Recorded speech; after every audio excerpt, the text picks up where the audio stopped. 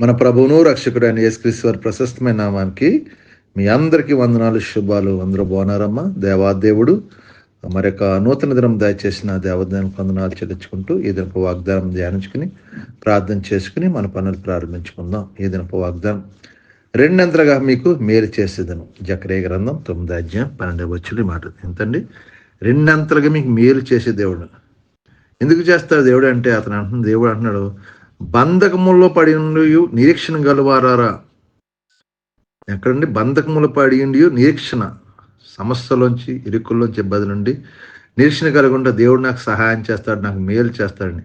అలాంటి నిరీక్షణ కలిగి ఉండాలి మనం. ఎలాంటి నిరీక్షణ అంటే, యోబు గారు ఎలాంటి నిరీక్షణ కలిగి ఉన్నాడని, తనకున్నదంతా పోయినప్పుడు, తన ఆస్తి అంతా పోయినప్పుడు, తన కుటుంబం అంతా చిన్నాభిన్నం అయిపోయినప్పుడు, తన శరీరం సహకరించకపోయినప్పుడు కూడా ఆయన ఏం చేసి నిరీక్షణ కలిగి ఉన్నాడు. మేలు కొరకు ఎదురు చూశాడంట.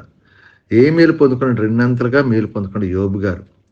తన జీవితాన్ని ఎక్కడో కూడా దేవునికి సమర్పించుకున్నాడు, దేవుని చిత్తం నెరవేర్చాడు కాబట్టి, దేవుని కృప కొరకు కనిపెట్టి ఉన్నాడు కాబట్టి, దేవుడు అతని యొక్క వేదన దుఃఖాన్ని చూసి అతనికి రెండంతల మేలు కలగజేశాడు. అలాగే ఈ దినాన్న యోబు గారు ఎట్టిదిగా తన పోగొట్టు తిరిగి పొందుకునేలాగా తను ఎంత ప్రయాసపడ్డాడో అలాంటి ప్రయాస మనం పడాలి. అలాంటి నిరీక్షణ మనం కలిగి ఉండాలి. ప్రార్థన చేసిన వెంటనే కాదు, ప్రార్థన ప్రతిఫలం ఇచ్చేది మన దేవుడు. ఎప్పుడు కూడా ప్రార్థన ప్రతిఫలం ఇచ్చే దేవుడు కానే కాదు, ప్రార్థన ఆలకించేవాడు, ప్రార్థన జవాబు దాచేవాడు. అందుకే యోబు గారు ప్రార్థనకి జవాబు ఇచ్చి రెండంతలు మేలు చేశాడు. నిరీక్షణ కలిగి ఉన్నాడు. అతను బంధకములు ఉండిపోడు, సమస్యలు ఉండిపోడు. తన స్నేహితులు తను అవమానించారు, బాధించారు, అయినా కానీ స్నేహితుల కొరకు కూడా ప్రార్థన చేశారు దేవుడు. అంతే మనం ఎలా ఉండాలి? తగ్గించుకునే స్వభావం కలిగి ఉండాలి. ఎదటి వ్యక్తి శత్రువుని ప్రేమించే మనసు కలిగి ఉండాలి. శత్రువు బోధన సిద్ధపాటు చేస్తాడు దేవుడు. కాబట్టి ఇది నాన్న మేలు కావాలంటే నిరీక్షణ కలిగి ఉండండి. దేవుడు మీకు రెండంతల మేలుతో దీవించి ఆశ్రయించను గాక. ఈ వాగ్దానం బట్టి ప్రార్థించండి. దేవుడు మీ జీవితంగా అలాంటి మేలు ఎన్నో పొందుకున్న కృప దేవుడు మిమ్మల్ని ఆశ్రయించును గాక. ఆమేన్.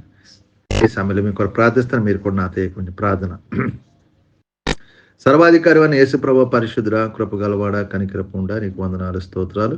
మరి యొక్క నూతన దినం దయచేసిన వందనాలు చెల్లించుకుంటాం. ఈ దినమంతా మేము చేస్తున్న మా చేతి పనిని మమ్మల్ని దీవించండి. మా యజమానుని తోటి పని వారితో అందరితో సమాధానం, శాంతి తెచ్చండి. మా చుట్టూ కంచె మేము చేస్తున్న మా చేతి పని దీవించండి. మా యజమానుల ద్వారా తోటి పని వారు ఏ కీడు జరగకుండా అందరితో సమాధానం, శాంతిని, నెమ్మది తెచ్చండి. మా కష్టార్జితాన్ని దీవించి మా కష్టార్జితం మా యజమానులు నెలలా జీతాలు ఇచ్చే కృప దాచే, ఇచ్చని జీతం వ్యర్థం కాకుండా కష్టాన్ని తినే కృప దాచే, ఆర్థిక ఇబ్బందులను దూరపరచి, అప్పులు బంధకాలను విడుదల దాచి, తాగుడు పేకన వ్యసనాలు దూరపరచండి. కుటుంబ సమస్యలతో బాధపడుతున్న బిడ్డలకు విడుదల దాచండి. మీ కృపలో భద్రపరచండి, కాచి కాపండి. ఎవరైతే బలహీనంగా ఉన్నారో ఆ బిడ్డలు ముట్టండి, స్వస్థపరచండి. హాస్పిటల్ ఐసీలో బిడ్డలు ముట్టండి. షుగర్, బీపీ, గ్యాస్ నొప్పులు, మోకాలు, థైరాయిడ్స్తో పాటు విడుదల దాచండి. సమస్యల నుంచి విడిపించండి. గర్భాలు వచ్చిన బిడ్డలు నార్మల్ డెలివరీ వచ్చినా సహాయం చేయండి. గర్భాలు తెరండి. సొంత గృహాలు కట్టుకునే కృప దాచండి. చదువుకుని కలిగిన మంచి ఉద్యోగాలు దాచండి.